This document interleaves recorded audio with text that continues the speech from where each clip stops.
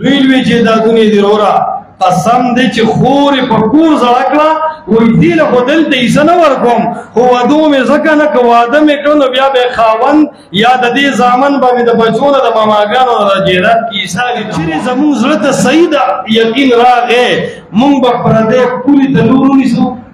مونږ به پردی پولې ته پوداله ونیسو مونږ به پردي شوګن ته لور ونیسو مونږ به پردی بوساړه او پردي بوس او پردی ټانټې خپلې خواته راوړو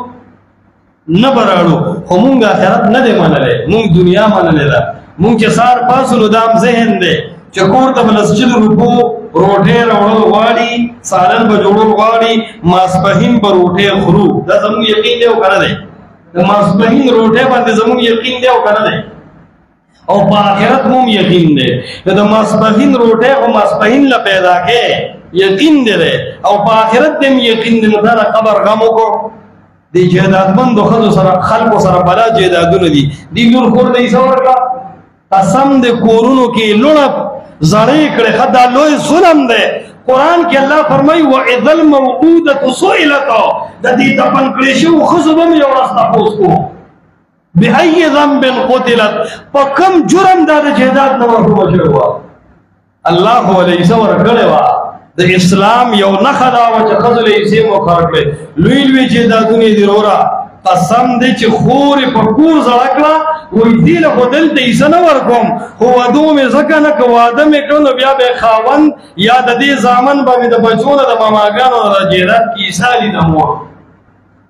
نو د پښتنو خویندې د هغې لوڼه په کورونو زړې شوې او دیم چې برید دا وکړي دا آخرت منه مه وي راځئ تبلیغ کې وي څلور میاشتې ولګومه داسې کلونه مو یې ولګوه بستره دې ګرځوه دا د شیطان حکیم دی بسر پرې پروت دي او جهنم کې ولې هم بسر پروت دي ته به خلاص نه شې غرق شوي یا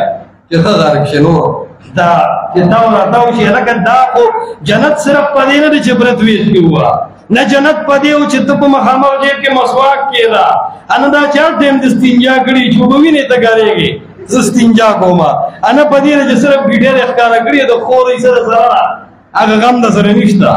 نه هغه حاکم بچ کېږي چې د الله قانون نه نافظ کړي نه هغه عالم بچ کېږي نه د آخرت منلی دی چې دې د دنیا نه متاثره دی او د الله د حقوقو او د الله د قانون مسله دی ټول غرب یو په بس غږ یې مه کوه